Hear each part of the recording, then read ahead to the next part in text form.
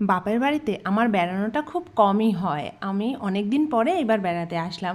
তো অনেক দিন পরে বেড়াতে এসে পরের দিন সকালবেলা ঘুম থেকে উঠে বাইরে এসে একটু বসলাম, খুব ভালো লাগছিল।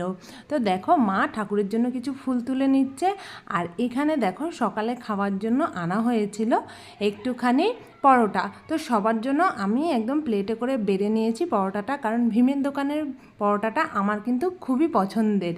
আর বোন পরোটা খাবে না বলে ও সবজি দিয়ে একটু ডালিয়া করে নিচ্ছিল, কারণ ওর পরোটা খাওয়া বারণ, তবু আমাদের থেকে এক দুগাল খেয়েছিল।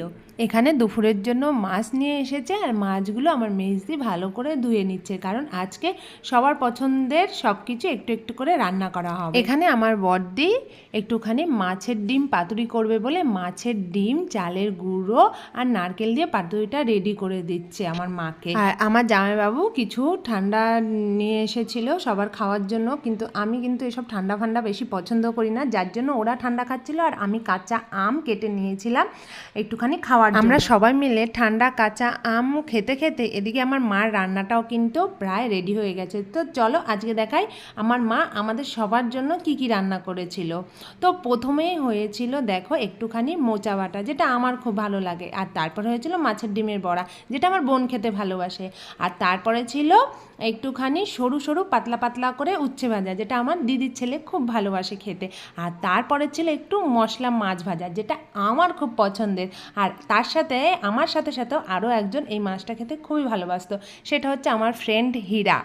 তো যাই হোক, আরও রান্না ছিল, মাছের ঝোল রান্না হয়েছিল, মাছের ডিম পাতুরি হয়েছিল, আর মুড়িঘণ্ট হয়েছিল। তো দেখো আর হয়েছিল আম ডাল। তো এই আম ডালটা কিন্তু আমাদের বাড়ির সবার খুব পছন্দের, এই আমাদের নিজেদের আম গাছের আম দিয়ে টক রান্না করলে সেটা সবাই খুব পছন্দ করে।